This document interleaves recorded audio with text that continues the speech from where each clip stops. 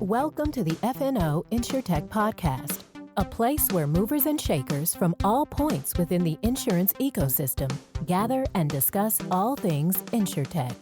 Here are your hosts, Lee Boyd and Rob Beller.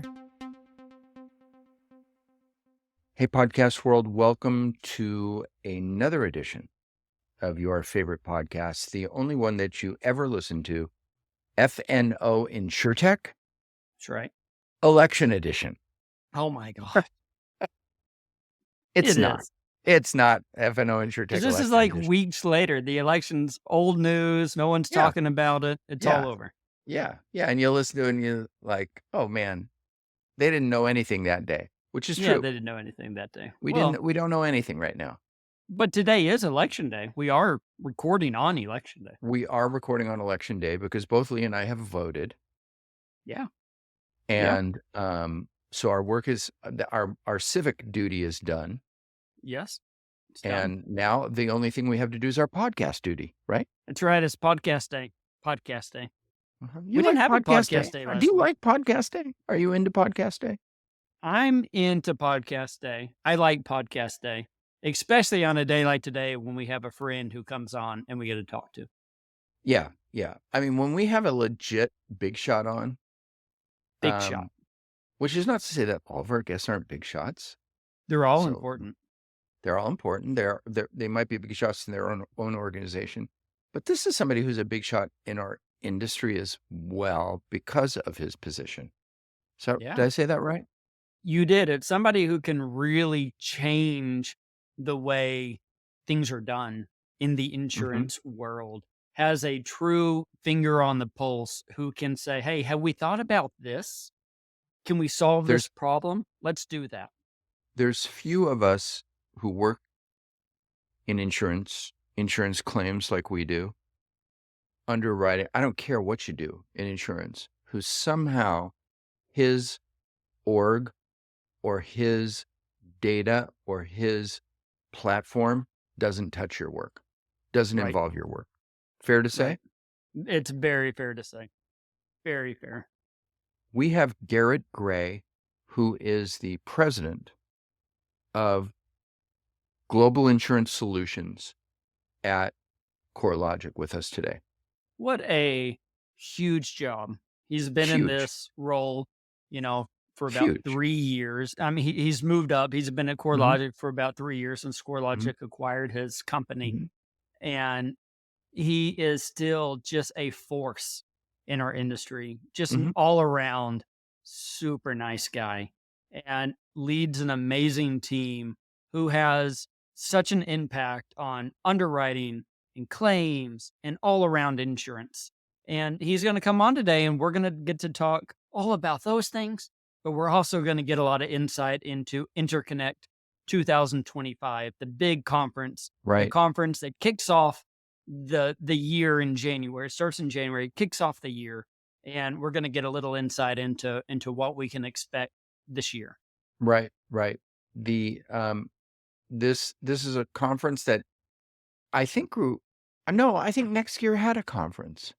Next year used to have a conference, and Civility had a little conference, and they merged it together to make a little bit bigger little conference, and now it's a big conference. It's a big deal. It's a big deal. I mean, last year they had 1,200 people at it, and I know this year there will be more at it. It is the conference to go to for this industry. Well, they've been growing. They've been taking market share, and as you'll learn a lot about why that is on the podcast today, and you'll learn some about Garret and but probably nothing about Lee and I that you didn't already know before. No, we're old hat. If you've listened to the 290 plus episodes, you probably know everything about us that there is to know. That's right. Now you know how our wives feel. Yeah, I'm sorry. Sorry. So without further ado, let's get to our terrific interview. By the way, this is a great one. You're going to really enjoy it. With Garret Gray, president at Global Insurance Solutions at CoreLogic. Hey, everybody. We are here with a second timer, I believe. Second timer, is that At least. Okay. Yeah.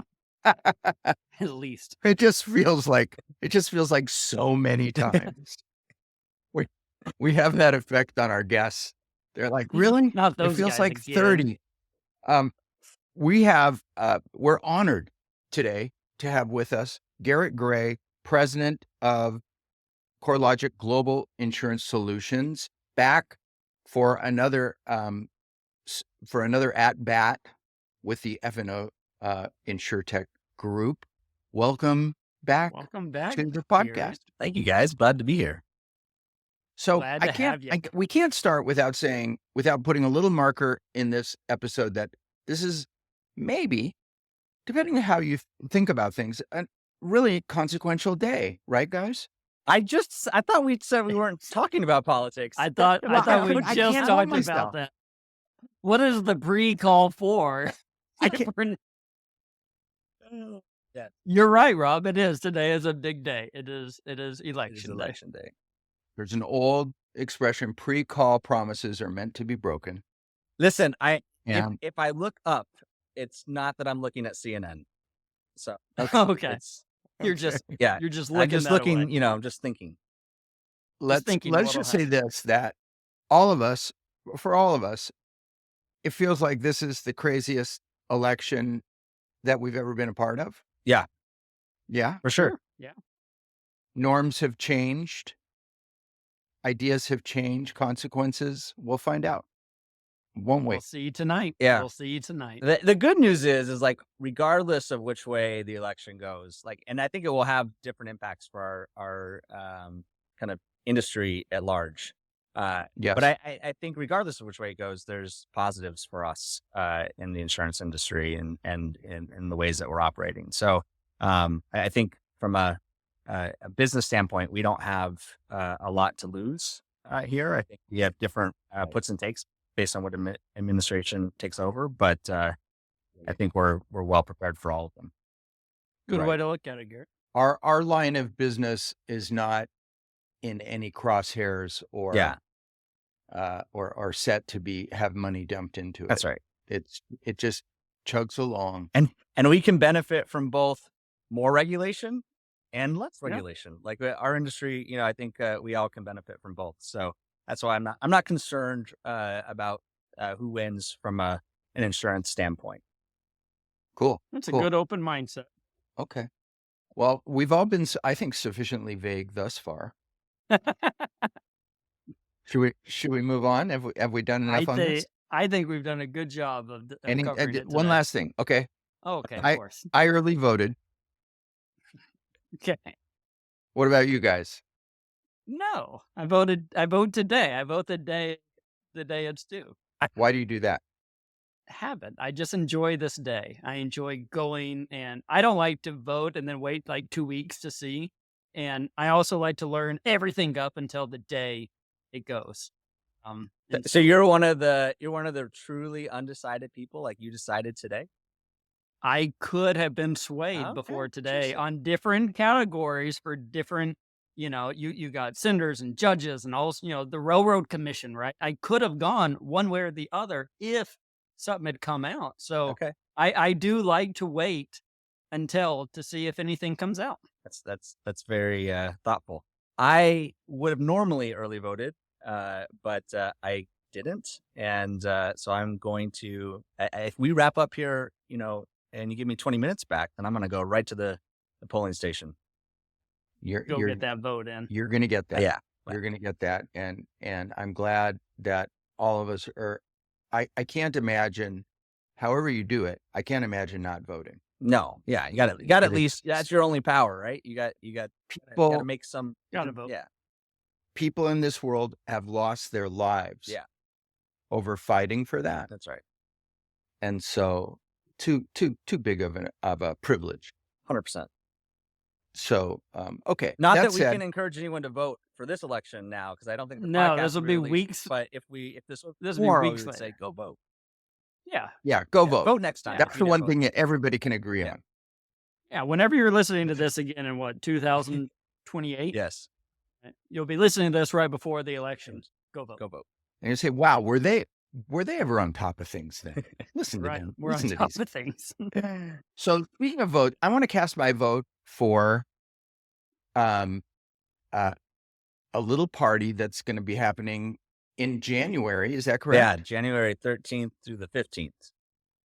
And that is called? So this is INTRConnect 2025. It's going to be in LA again. So you have the right hat for this occasion, Rob.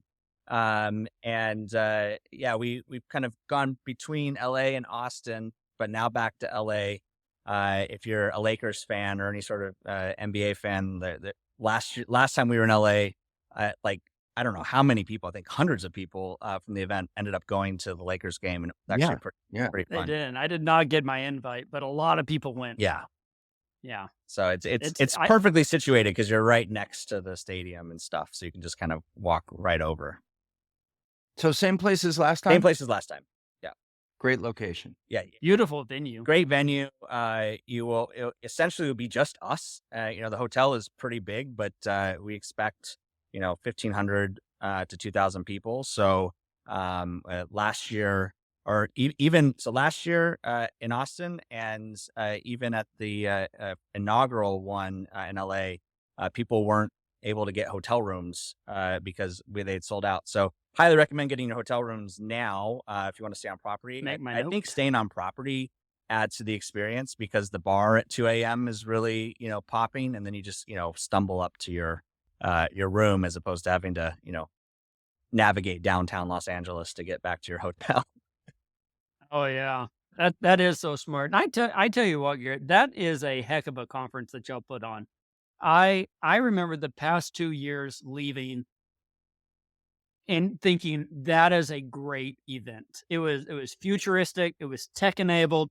Last year you had AI robots, on the screen. I mean, I remember thinking they put on a great event, and everyone in the industry was there, right? Everybody was represented. So I'm looking forward to this year to see kind of where you go from there. Yeah. I think what's really interesting about the event is it's unique in a couple of different ways. One, we are bringing together the entire the property insurance industry. So it's not just claims, it's underwriting, it's cat risk, it's the restoration folks, it's the aggregators and the MRPs and the independent adjusting teams, everyone but the public adjusters. We don't really invite the public adjusters, but everybody else. Yeah. Everyone else can come. And so it makes for really interesting kind of sharing of ideas because, it's one of the things that I've learned in my role now, because I've kind of moved, beyond claims and kind of now everything globally that we do rolls up through me. So I had to learn a lot. It's so interconnected. Sure. How we process claims connects to and influences how underwriting gets done and vice versa. And it's all part of having a healthy insurance segment. And so I think that's what makes this really unique is it connects all those dots. And then I think the other thing too that we put a lot of time into the production quality of the event. Yes. Right. I think there's a lot of little details that kind of set the vibe in such a way that people want to collaborate. You have, I think what I hear is people have really good meetings with people that they don't normally get to have good meetings with, just purely because of how we've set the vibe of the event. There's intentional spaces for connecting. There's conference rooms that are set aside so that people can have really substantive meetings. And the agenda also takes that into account as well. So I highly encourage anybody who hasn't come to come. And if you think last year, we can't top what we did this year, we are absolutely, dedicated to raising the bar each year. So I think you're going to see an even more interesting event this year than you have in the past years. So can we get just a little tease? You going to give us a little tease, or was that it?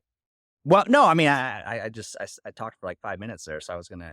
Well, you're going to drop a name. You're going to drop a name. Yeah. I mean, listen. So our whole theme this year is Beyond All Limits, and it's sort of a kind of an evolution of all the things that we've been talking about at these events.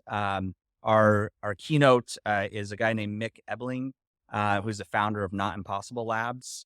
And so, it's really about pushing the boundaries of what's possible, not just in insurance, but just kind of in the human experience. And I think there's so many challenges that we all face that we all have to overcome. Come ready to be inspired by other people's stories, and then how you can translate that into your own life as well. So I have a question about, in the last several years, the landscape of insurance technology conferences has become a little more crowded, right? Yeah. There are many to choose from. What makes INTRConnect stand out as something as a conference that people should attend, who have their choice of many? Yeah. So I think it's really along the lines of what I talked about earlier. You're going to get a group of people together that doesn't usually get together. So the level of carrier involvement that we have is pretty unique in terms of the types of people that we get to come to this event, and how they interact and collaborate with people. I think is unique because we set that intention when we're inviting them. Sometimes you have carriers that they come and they're hiding, because they don't want to be bombarded by contractors who are not in the right place to have good, constructive conversations. And I think what we're trying to do is, how do we have those hard but constructive conversations? Where we kind of take the gloves off a little bit, but we're also respectful, and we're trying to get to a really good outcome where everybody wins. And I think because there's so much intentionality behind that, it makes it very unique and a place that people can come and get some stuff done as they chart forward the rest of the year. And then again, I think there's the other thing that for the contracting world is we set up role-based tracks. So you have an owner's role, so that only owners are together that are focused on the unique challenges for restoration contractors. You've got a coordinator track. You have marketing and sales. So they have specific content. It's designed to bring your whole team, so that they can really understand best practices, both inside the CoreLogic's suite of software, but also just broadly as they're running their businesses. So I think from the type of people you'll have access to, the type of collaborating and conversations that you'll get to have and networking, to the content that is going to be for you and your individual role, whether you're an adjuster or a claims professional or an executive or a restoration contractor, underwriting, cat risk, you're not going to have to sit through a bunch of content that's not applicable to you. There's enough different tracks that will make the time really valuable. I do think that is important to call out. Your breakout sessions that you have at the event are great. They're so good, because they're not just, this is how you use this service that we offer, or this is like-minded people.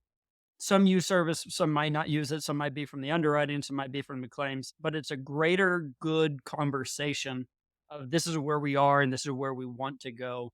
And I also have to call out one of my favorite memories. I don't think I ever told you this. One of my favorite memories was looking over to my right. It was the very last breakout session of the day, of the conference. People are starting to go home, and I looked over to the right, and you're in the room listening to that breakout session.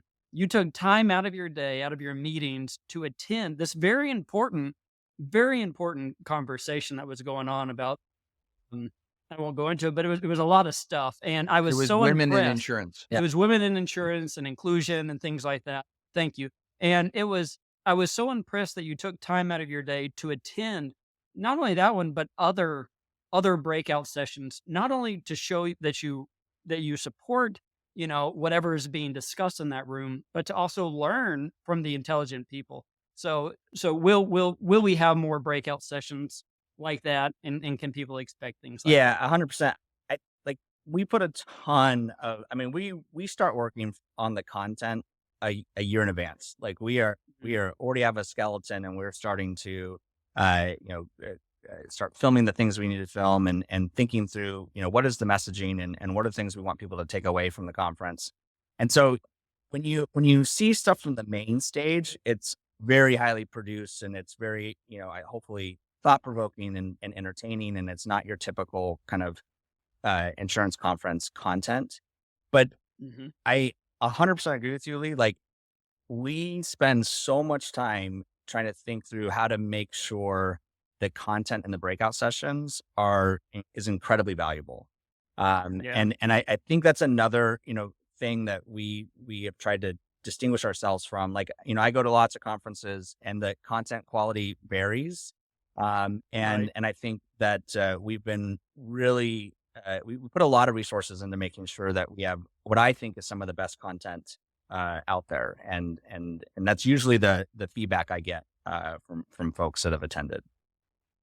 Yeah. I think it totally shows by agree your with that. numbers too. I mean, there's a number of conferences that are around a particular platform, and yours has continued to grow. Yeah.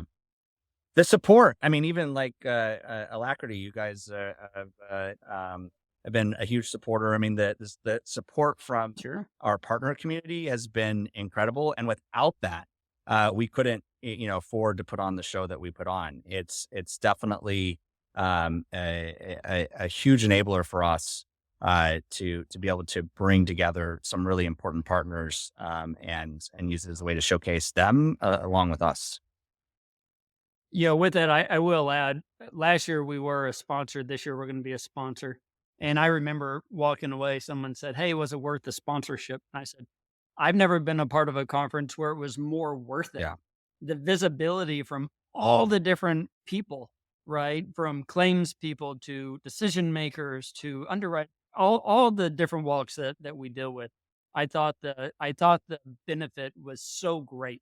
So anybody looking to be a sponsor, highly recommend. Well, as somebody who built a business having to sponsor all sorts of events, we walk away from each one going, "Gosh, I wish this would have happened," or "This would, this sort of visibility."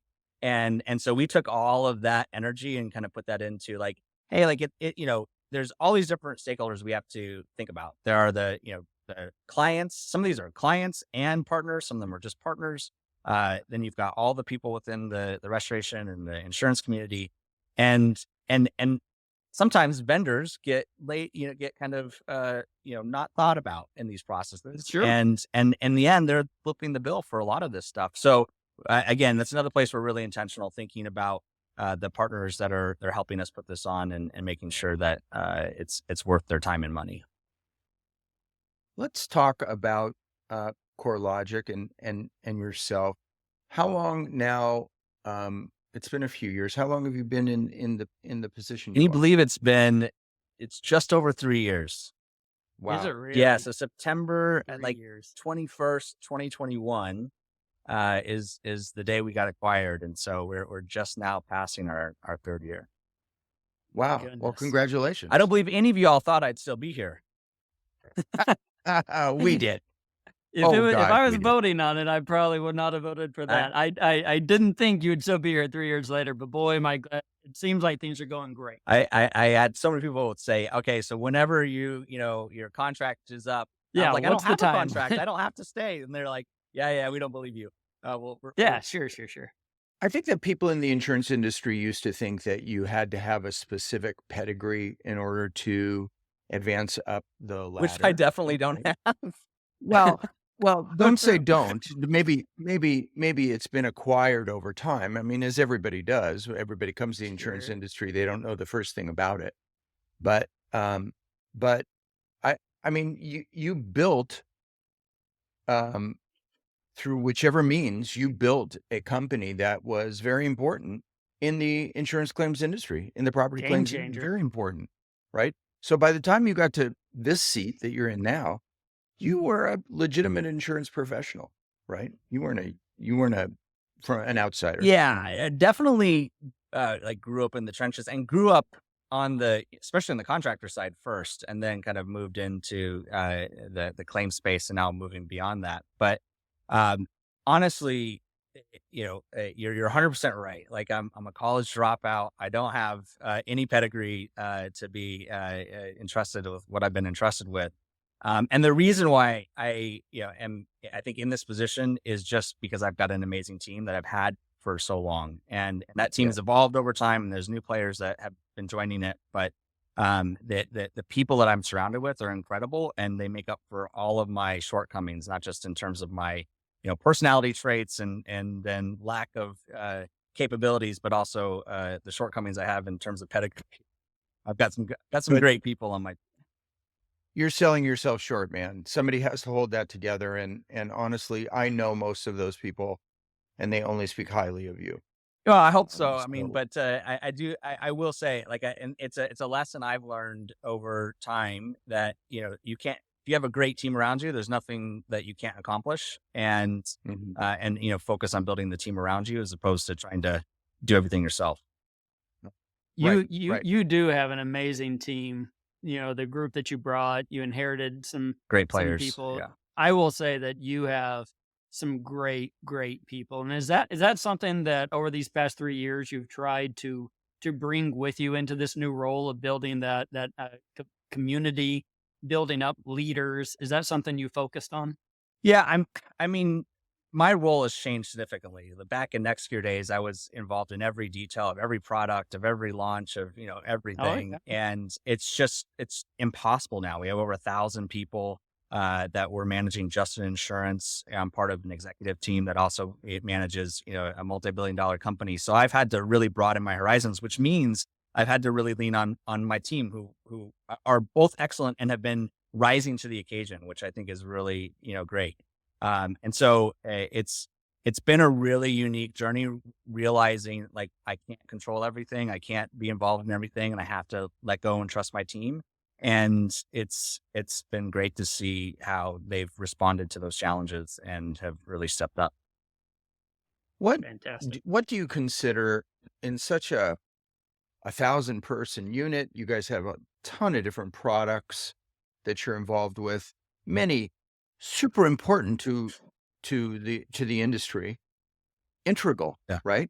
Certainly. I mean, Claims Connect, integral. Yeah. What do you see your job as today? 3 years on in this big, more expansive org. Me personally. Yes. Yeah. Listen, I think I've got a couple different jobs. One is I have to be able to see around corners and have some vision for where we want to go. My team is also a big part of coloring that vision, but in the end, it's my job to decide what the actual strategic calls are going to be. And then culture. I think building a culture of people who are client first, who are excited to walk through fire for you every day, to push beyond all limits and accomplish things that other people would think you couldn't accomplish, and to be able to do that in a kind of an agile and an entrepreneurial way while also doing it at scale. It's a really it's why I'm still here. It's such an interesting challenge. It's such a great group of people, not just my team that I call my executive leadership team or my senior leadership team, but we have a really deep bench of essentially insurance and technology nerds. I mean, almost everybody on our team, if you think about it, people they came from a carrier that was from a really consequential position, or they came from a restoration contractor in a really consequential position, or some sort of MRP or MRN. Like we have really pulled what I think are some of the best people out of the industry into this kind of group of people who are looking to change what has been, I think, stagnant industry for the 20 years plus before we brought all these things together. So we're challenging the status quo as much as possible. So at this year's conference, you're going to talk about AI. I'm gonna put my vote that at some point you're going to use the word AI on that stage. Yes. And with your job being to see around the corner, back in 2021, you took this. With the rise of AI, were you surprised at how quickly it came, or were you embracing this technology and preparing for it all along? Tell me a little bit about the company, how are you embracing, and what were your thoughts there? Yeah. So there's a couple things. Like, I think that, you know, before AI became really kind of in the public consciousness, you know, I inherited a team where, in next year days, we were thinking about AI as like, oh, we'd love to be able to afford to do that. Like, but it's really expensive resources to truly do AI. And, I'll say, like, people call things AI that isn't true AI. And so it's True. become a buzzword. And, and next year, like, we were getting into ML and we were getting into all different sort of symbolic AI and trying to, use algorithms to make processes efficient. But when I got to CoreLogic, like, they were truly investing in AI, and not just for insurance, but because CoreLogic has this huge, broad property portfolio where, taxes and mortgages and real estate transactions all go through these really important workflow tools and data tools. And so AI is something that they've been working on when it wasn't in vogue, wasn't like a sexy thing to talk about. And when I got there, there was all these like AI models that were just sort of sitting on the sidelines that were being used in other groups, but not in insurance. I just started going, yes, I'll take that. Yes, I'll take that. Yes, I'll take that. Yes, please. Yeah. I mean, there's things like, think about kitchen quality, assessing kitchen quality from photos. Well, that makes sense in the insurance, or excuse me, in the real estate context, right? If you can just take photos and go, okay, this is a high quality kitchen versus a basic kitchen, think of what you can do with that data. So those same models make sense for scoping and adjusting. So there's a ton of those examples where we've been able to just pull image analytics, et cetera, into the insurance context. So beyond the fact that we already had a bigger budget once we became, all CoreLogic, and we had our own science analytics teams and people who were just working on insurance use cases of this really cool technology. Now we've got what we're building for the other part of the enterprises that we can just plug in, which it's another reason why I'm still here, because I'm like a kid in the candy shop, because I've always loved to think of a solution and try to go create it. And I didn't have the budget before to do it. And now I've got all these resources and tools to kind of run after all these really tough. It sounds like some of it was just sitting and waiting. Yeah, for some you. of it. They had. It was built. A lot of it was already built, and so it was just about plugging it in. That's awesome. So that's awesome. So yes, I here's my kind of thought on AI. Like, you're going to hear about it, and you're going to hear about really the impact that we're bringing. I do think like there is a little bit of like, it's a little overplayed in how people are talking about it. Like, AI to me is just another new tool that we're using in every part of our technology stack, just everywhere. We're using it in how we operate as a company. We're using it to be more efficient in our daily lives, to be more efficient for our customers. We're using it to augment every single, technology stack that we work on. And so I think it'll be interesting to see, you saw Apple came out with Apple Intelligence. They're not even calling it AI. I think you'll see that as a trend. Like, those who really understand AI will talk about it more in terms of the intelligence that we're offering versus just throwing AI all over the place. But I do think that the technology is here to stay, and it will continue to impact how we build products here at CoreLogic and how others will as well. Yeah, and I think that you have such a great opportunity because I don't want to use the word open, but you're a very open platform. You have lots of partners. That's right. And using this AI, this new technology, not just to be an API connection in and out, but to be able to tell an entire story based on the different partnerships. That's right. I think that's where you're really going to be able to preach the benefits of AI in your organization. And I know that you're working on that. Your team's working on that. The overall intelligent experience of insurance, let it be underwriting, claim, all these things. That's right. Yeah, 100%. It's going to impact. It is impacting and will impact everything. The one thing I will say that our approach to AI is a little different than some of we just we're at INSureTech Connect and you see thousands of different companies that are AI this, AI that. It's really cool, the stuff that they're working on. I think it's really great. I'm glad that those dollars are being invested to tackle some really big problems. Our approach, though, is a lot more incremental. So yes, one day do we think you're going to be able to scan a room and have it go, give you the entire scope, take all the documentation you need, assess all the damage related to line items, and then spit out an estimate and then settle it? Like, yeah, like that's going to come. Yeah. But one day. But like in the meantime, we can do things like dimension the room today. So now you can use your LiDAR enabled Apple phone, and you can dimension the room. So you don't have to sit and get out your tape or your laser measure and try to diagram it in a software tool. You just scan your phone. That now exists. We have image detection where we can say, hey, this is a kitchen. We can label photos and say, here, this is where the fridge is. This is where the countertop is. This is the quality of that countertop. Oh, we see damage on the countertop. So that's already there.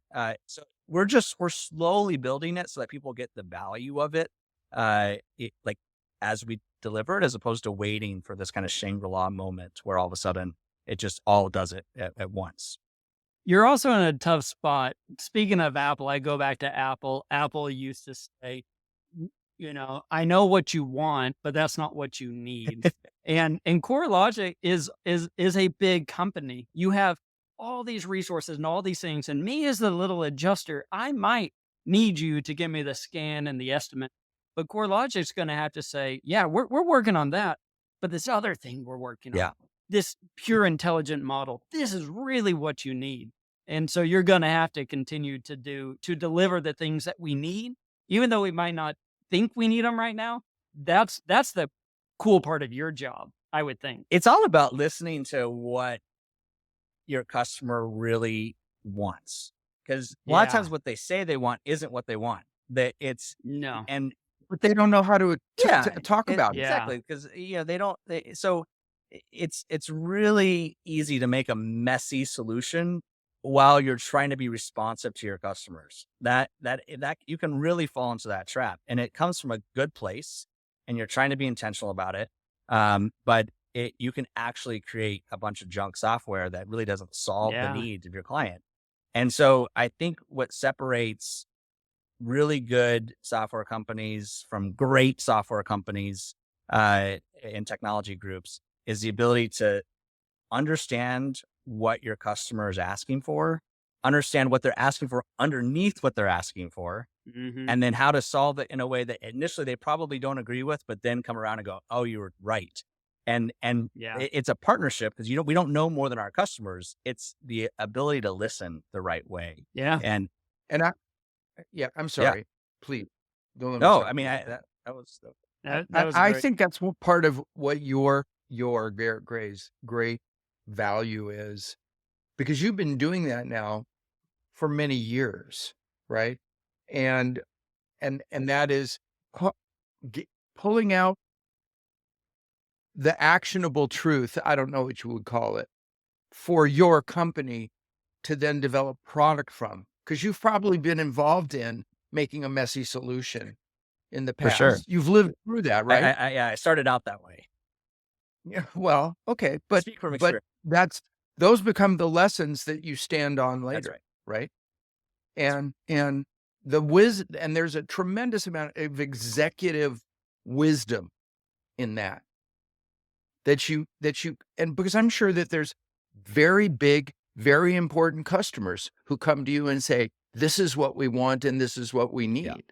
And it would be enticing to say, okay, we got you. Yeah. Right. Yeah. I think the nuance is, if a customer is expressing a need that we think is within our wheelhouse, like, 'cause there are definitely needs that we get raised to us that we have to say, gosh, like we can't get pulled into auto, for example. Like, we can't get pulled into auto, even though this solution might work really well there, because we don't want to be distracted. We're really a property company. We got to focus on property.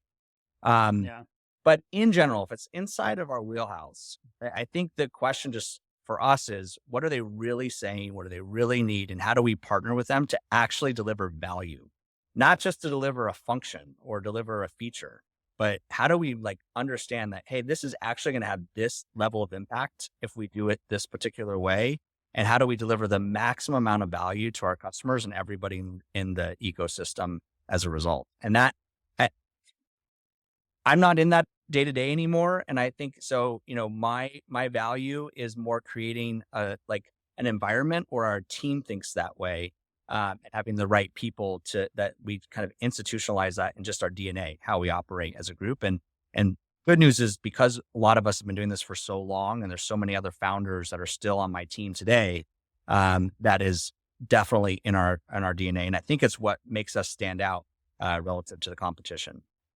How big a deal is it for you to have founders around you? It's such a huge deal. I mean, to be honest, like whatever I do next, which is years from now, it will have to do with working with founders. It is really, it's another form of team building. The idea of being able to get people that, one, you competed with, sometimes really brutally, and then, you got married, and kind of, came together, and then to actually decide you want to stay married and work together for a long time.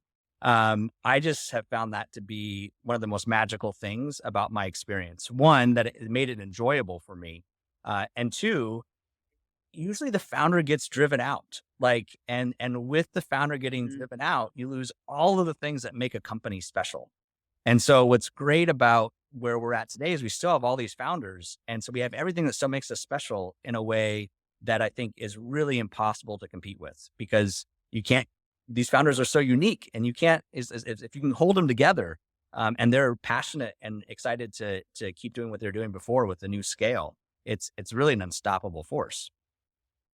I agree with you. At Alacrity, the thing that's kept me here, I think, one of the important things is just what you're talking about, is to be working with founders in a new way, right? Because you have to kind of do some ego adjustments and things. I definitely when had you're to do that. Founder, you're usually, Yeah. you're the king going. Yeah. And all of a sudden you're not. But all that aside, they bring a vision and a passion and an energy that's unique. That's right. Yeah, I learned a lot from the founders that came along my journey, and it's helped me in my journey today, because it is an ego adjustment. It is very different when you have a small company that you're making all the final decisions on, and you can do it fast, and kind of, if you want to go by gut, you can go by gut. And so I saw really good examples of other founders that joined my team that just joined the team, and we weren't butting heads, and they were really gracious and still kept their passion.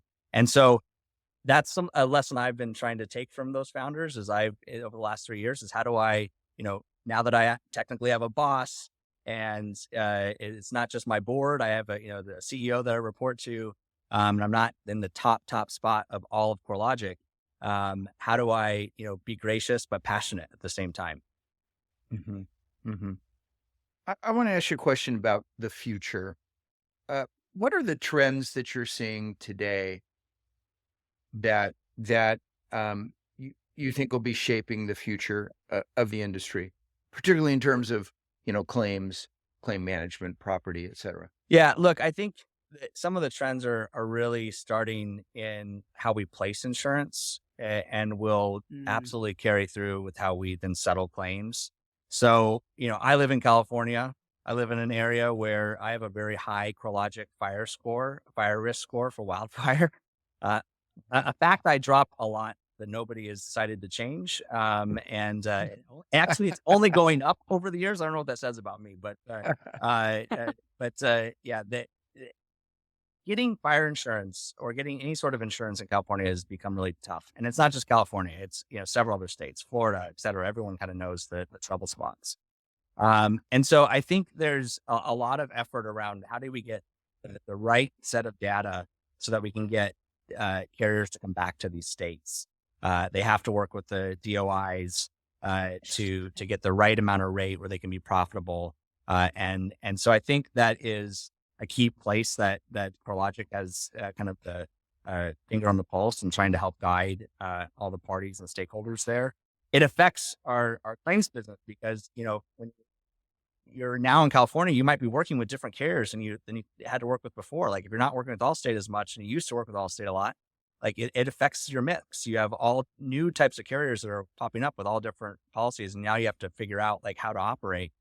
So it's all interconnected, and I think there's going to be more of that happening, where you're going to have different carriers pop up with different unique approaches to spreading the risk, so that they can actually exist profitably in these hard to insure states. Does the excess and surplus lines unique policies, does that do anything different for your org? I guess whenever you're supplying underwriting information, you just supply the underwriting. However they use it, they use it. Yeah, that's right. I mean, it's about the different kind of unique data sets that we can put together. But I think it's also impactful in the reinsurance market where you have a portfolio of risk that needs to be priced and underwritten. So yeah, that all of that is affected, and we have solutions that are geared to make carriers have better access to data so that they have less pressure on combined ratios during the claims process. Right? We don't want we all want carriers to be healthy and profitable, just like we want contractors to be healthy and profitable. And in order to have a kind of a resilient market, we've got to get each player to be able to price things appropriately, which is why we spend a lot of time not just helping carriers price risk, but helping contractors price the cost of putting somebody back to pre-loss condition. One question I had for you, and it goes back to excess and surplus lines. We've seen a large growth in the program space, MGAs, unique underwriters. Is that having an impact on your organization? I assume having a lot more customers with fewer policies versus the top 10 having most of the policies. Is that something you're seeing in your space? Yeah, absolutely. And it's been going on for quite some time. So it's not necessarily a new development for us, but there are. Someone said the other day there's like $80 billion in premium through the program space. Oh yeah, I mean the program space is something that is growing and will continue to grow. And I know in our industry we've had oscillations in that, right? Right. But I definitely, as the complexity to solve claims continues to grow, and I don't expect it to get easier. I expect it to get more complex. There's going to be both, technology solutions and service solutions that are going to be required to manage that influx. And so carriers are going to rely heavily on third parties to reduce that complexity. One last question I had. Sustainability and social issues are big. In the insurance space, there's a big issue. Like we're talking about, people have a hard time finding insurance in Florida and California. What is CoreLogic's approach to helping solve this problem? Is it, and I don't want to answer it for you, but is it just to be able to give the most data possible to make the right decision? And is this a focus that CoreLogic is even taken on? It's a huge focus for us. I mean, the big issue is that carriers have to be able to work successfully with different Department of Insurance organizations to get the right amount of rate. And that's really difficult and tough in places like California. And one of the ways that carriers are able to demonstrate they need a particular rate is by using data. And one of the things that we're really trying to push to get people to think about is climate. And, regardless of where you fall on the political spectrum around climate change, like it's very clear that something is going on that is causing a increase in frequency and severity of events. And that has not been priced in by the insurance market. And so if they don't start to use the models that exist to start to think about risk in a more of a long-term view, you're going to continue to have carriers that are under pressure and potentially pulling out of states. And so I think we see a big opportunity to use a lot of the climate leadership that we have at CoreLogic and how we've taken our really superior science in the hazard space and have extrapolated that to give a long-term view to help carriers think about where they want to price insurance, how they price it, how do they have the right kind of long-term risk so that more carriers will come to more states and there's more competition. That's When you say fantastic. better data, more data leads to better pricing. If you're a consumer, does that just mean it's all getting more expensive? Hold on to your hats. I do think that there is a problem and that things have been underpriced for a while. So yes, do I think insurance rates are going down? I don't think so. Yeah, But probably not. I'll tell you, like, I think what's worse is not having admitted products to actually be able to buy. And then you have to go to the secondary market and it's really expensive over there. So I think, or you have people who are self-insuring and don't have the ability to self-insure their most valuable asset and where they live. And so I think, you know, do I like, do I love for the consumer to see, different price hikes or rate hikes? No, but I also don't want them to not have even the capability of insurance. And I've been personally in that position where I just could not get insurance. No one wanted to write the policy on my house, and I had to go to those secondary markets, and it's just not fun. So I think having more admitted products, even if they're more expensive, is better for the market, and that will drive more competition, which will eventually drive rates, back, into more reasonable territories. Good insight. I have one last question for you that I've wanted to ask you for a long time. It's not necessarily in line exactly with what we're talking about. Uh-oh. But it's not that question. So ClaimsConnect, formerly Symbility, or portions of it. How important of a acquisition was that for CoreLogic? Was that genius?